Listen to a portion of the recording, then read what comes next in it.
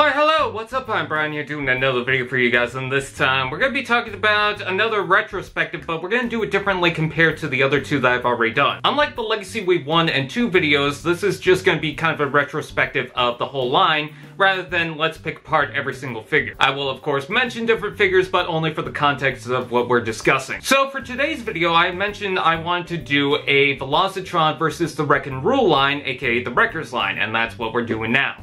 So I'm going to compare different notes and see why the Wreckers line isn't really up to par compared to the VELOCITRON line. Some of them have their problems, some of them have their good sides, so let's go ahead and talk about that. So I wanted to start off with talking about the Wreckers line and then moving forward to the VELOCITRON and kind of comparing at that point.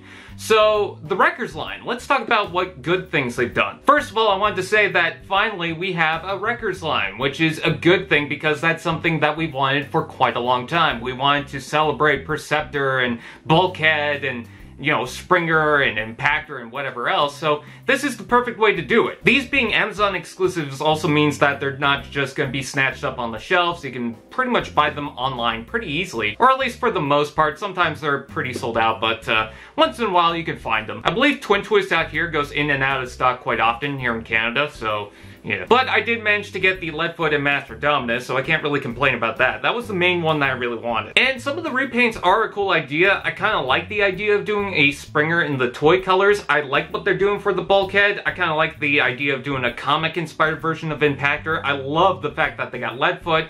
I love the fact that they tried to introduce some more of the fossilizers for the Wreckers line. I kind of feel like they fit in pretty well. But here's the problem with the Wreckers line.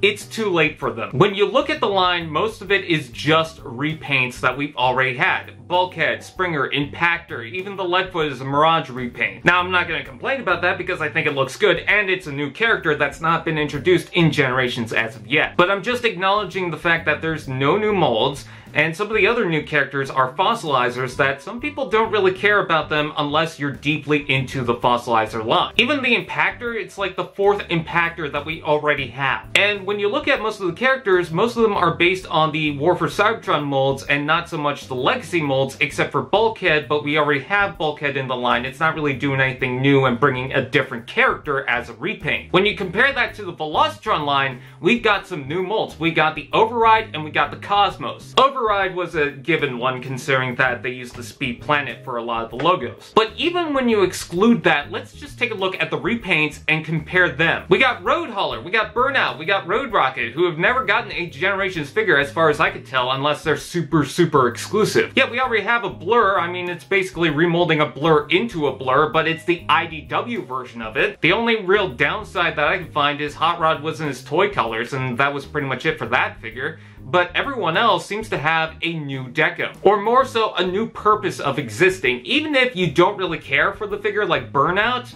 you have to admit, at least that's something kind of new. I just feel like for the Wreckers line, while I appreciate them doing that, I just feel like it's too late for them because we've already got most of them. The only one I can think of that we haven't really gotten is Rack and Ruin, and there probably are a couple of others, but Rack and Ruin is the top tier one, and we already have that with the Cyberverse line. On top of that, VELOCITRON was still going on. We just got the announcement of Galaxy Shuttle. And take a look at all the figures that are in throughout the line. Now, I would admire the line if they did more Speed Planet characters like Breakdown or Clocker from the Cybertron era. But instead, all they did was Override, which I think is kind of a cheat. But when you think of VELOCITRON, it's not just coming off of Cybertron. The series had also taken place with Cyberverse and the IDW comics. And I love the fact that we're not just getting Cybertron characters, but G1, G2, Victory, Robots in Disguise, IDW. It expands a lot, which is something that feels like it ties in directly with the Legacy lineup. I do like the fact that the Wreckers do have the combining packaging. I love those type of things, and that really gets me on board with collecting all of it, but